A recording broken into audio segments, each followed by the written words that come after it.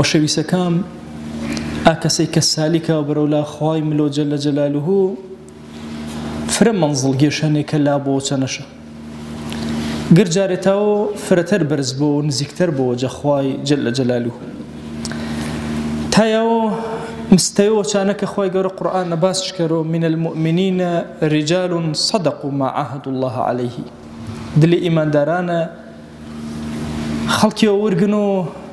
کەسانی فرە گەورەی ورگنا یاوە مەرتەبە و صدقی و صدیقیەتی پێشە سەیدنا ئەبوبەکری ڕەزا و ڕەحمەتوی خوا ژۆنە بوو کە یاوانش لە وەلەمێ فەرماوە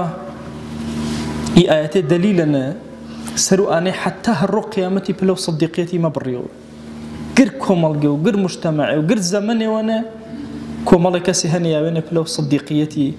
ئەنە بەرزێ بێنەوە حزور و ڕەب العالەمین ئاکەسەی کە یاوە مەرتەبە و صدیقیەتی ئێمە پاسە نەزانمێت تەنها بەنمێ یاوە باشم هەر مزگینە بۆ ئیتر یاوە ئاپلە گەورێ یان دائیمە خەریک و ذیکروانە بۆ ئینە بەشێوە ئینسان ئەشم عیباتێکش کامڵی کردێ بە پسە پیەوە ئەمە خزمەت و پێغەمبەری صلی الله عليه و آله وسلم فەرماوەش من شایەتومان مار و نماکام کرد و ڕۆچەکا گەر و ئەگەر بیم زەکات ماوە ملۆ حەجیج کردوونەوە چینەیە زیاتر مەکەرو وشەویست فەرماوەش ئەگەر ڕاز واتۆ چەنی خوای ئاکەسە سەرکەوت تەمام نەجاتش بێن ئەگەر ڕازگۆ بۆ چی کەلیماتانە کە ماچۆش و ئینشاکەرەوە تەمام ئایا تەنها ئەچێگەنە ئێمە تاومێ یاومێ پلە و صدیقیەتی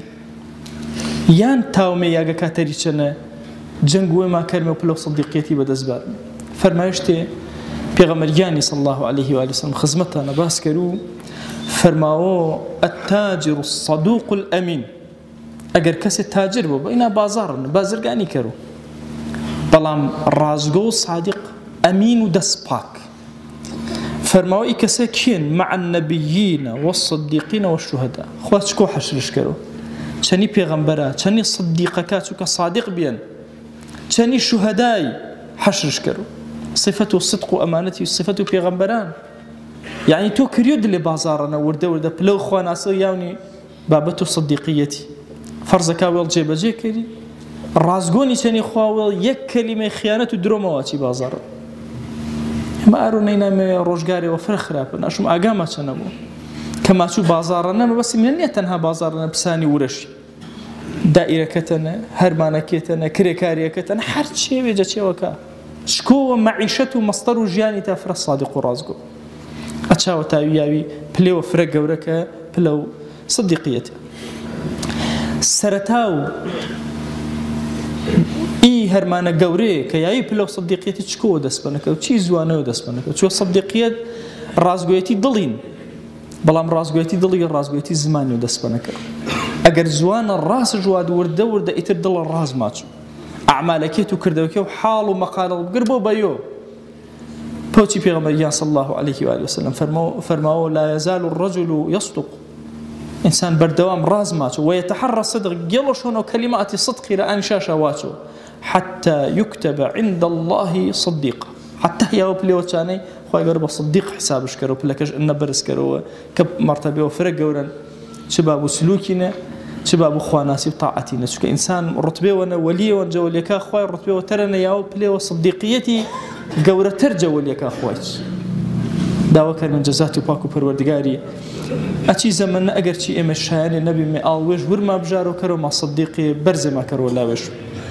وأوصيكم أيضا بالصلاة والسلام على رسول الله حيث أمرنا الله تبارك وتعالى في محكم تنزيله قائلا إن الله وملائكته يصلون على النبي يا أيها الذين آمنوا صلوا عليه وسلموا تسليما اللهم صل على سيدنا محمد وعلى آل سيدنا محمد وبارك على سيدنا محمد وعلى آل سيدنا محمد كما صليت وباركت على إبراهيم وعلى آل إبراهيم إنك حميد مجيد